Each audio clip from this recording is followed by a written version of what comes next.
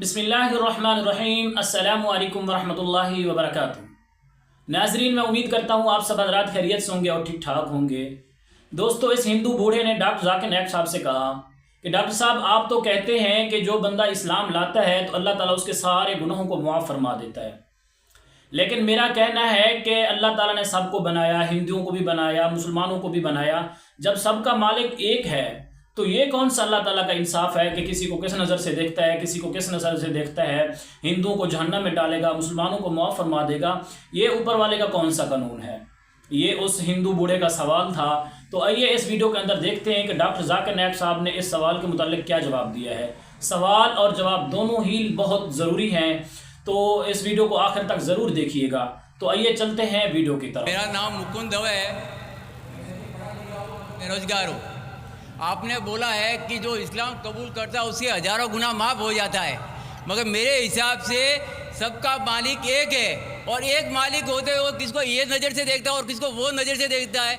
हिंदुओं को माफ़ नहीं करेगा और जो इस्लाम धर्म स्वीकार करता है उसको माफ़ कर देगा। ये कौन सा ऊपर वाले का कानून है जो मेरी समझ में नहीं आ रहा है।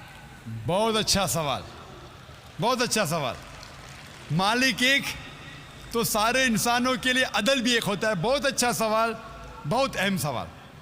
भाई का सवाल है कि ये किधर का मुसलमानों को माफ़ करता है, हिंदू को नहीं माफ़ करता है।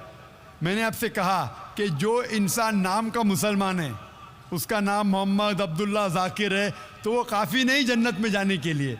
मुस्लिम का मतलब वो इंसान जो अमन हासिल करता है अपनी ख्वाहिश, अपनी मर्ज़ी से खुदा के अहकामात पे अमल करने के बाद। यानी जो इंसान अपने मालिक के अहकामात पे अमल करता है वो सच्चा इंसान है। वो नाम का क्या है उसका मैं कोई लेना देना नहीं। यहाँ मैं कह रहा हूँ कि जो इंसान अल्लाह के अलावा किसी के साथ शिर्क कर रहा था, आज शिर्क करना छोड़ दिया, आज उसके गुनाह माफ़ होंगे। चाहे कोई भी हो, आप भी अगर कहते कि मैं शिर्क करना छोड़ दूंगा, अल्लाह के अलावा किसी और की इबादत नहीं करूंगा, जो हिंदू मज़हब की किताब में लिखा है, और मैं मानूंगा आखिरी पैगंबर मोहम्मद सल्लल्लाहु अलैहि वसल्लम में, चाहे आप ईसाई है, चाहे आप हिंदू है, चाहे आप यहूदी है, आज आप अगर अपने मालिक का कहना मानेंगे तो आपका मालिक आपको माफ़ करेगा। लेकिन अगर आप कहेंगे मेरा मालिक एक, लेकिन मालिक का कहना नहीं मानेंगे, तो मालिक कैसा माफ़ करेगा? मिसाल के तौर पे एक एग्ज़ामिनेशन होता है, टीचर सारे तालिबे इल्म के लिए बराबर है।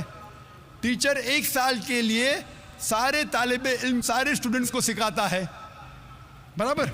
लेकिन एग्ज़ामिनेशन में जो टीचर पूरे साल भर सिखाता है, जो तालिबे इल्म वो टीचर के सिखाए मुताबिक एग्ज़ामिनेशन पेपर में लिखता है, वो पास हो जाएगा। जो तालिबे इल्म टीचर जो सिखाता है उसके खिलाफ काम करता है, तो टीचर क्या उसको पास करेगा? चाहे वो हिंदू, मुस्लिम हो, ईसाई हो, जो टीचर सिखाता है उसके ऊपर वो तालिबे इल्म उसके मुताबिक इम्तिहान देता है, वो पास होगा। आपका मालिक, हमारा मालिक एक है। सारी किताबों में लिखा है, हिंदू मज़हब की किताब में, यहूद मज़हब की किताब में, ईसाई मज़हब की किताब में, इस्लाम मज़हब की किताब में, सिख मज़हब की किताब में, कि मालिक एक है।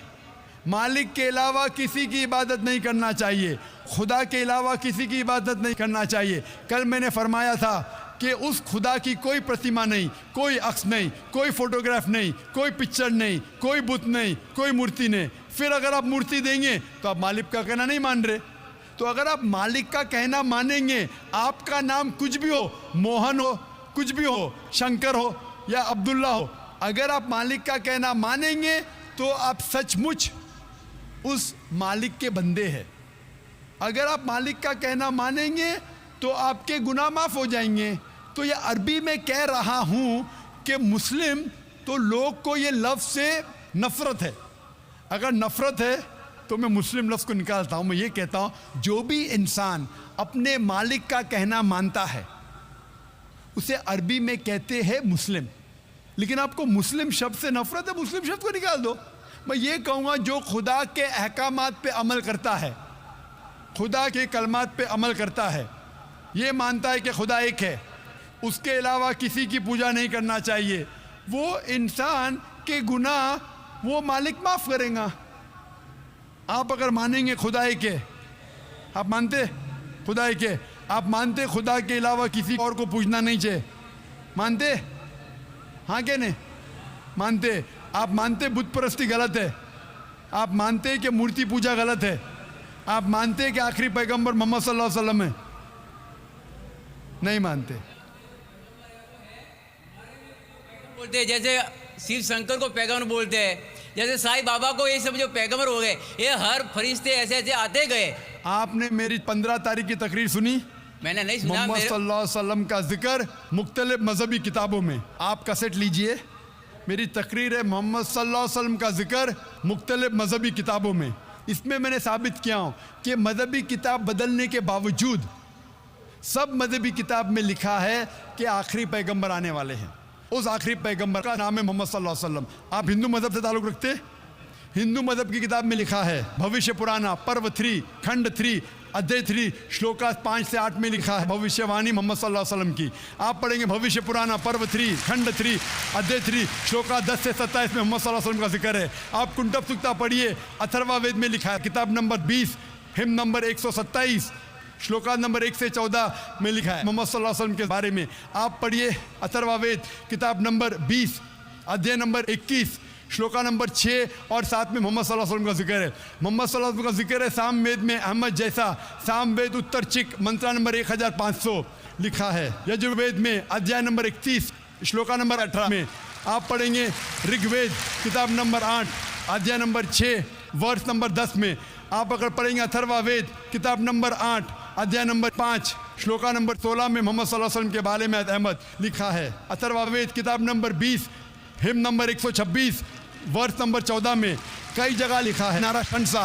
नारा शंसा मतलब वो आदमी जो प्रशंसा के लायक है। इसका अरबी में तर्जुमा होता है मोहम्मद। मोहम्मद सल्लल्लाहु अलैहि वसल्लम का नाम से जिक्र है हिंदू मज़हब की कई किताब में। ऋग्वेद किताब number 1 hymn number 13 verse number 3, Rigveda किताब number 1 hymn number 18 verse number 9, Rigveda book number 1 hymn number 106 verse number 4, Rigveda book number 1 hymn number 142 verse number 3, Rigveda book number 2 hymn number 3 verse number 2, Rigveda book number 5 hymn number 5 verse number 2, Rigveda book number 7 hymn number 2 verse number 2, Rigveda book number 10 hymn number 64 verse number 3, Rigveda book number 10 hymn number 182 verse number 2, Yajurveda chapter number 20 verse number 55, Yajurveda chapter number 20 verse 37, Yajurveda chapter number 20 verse 57, Yajurveda chapter 21 verse number 31।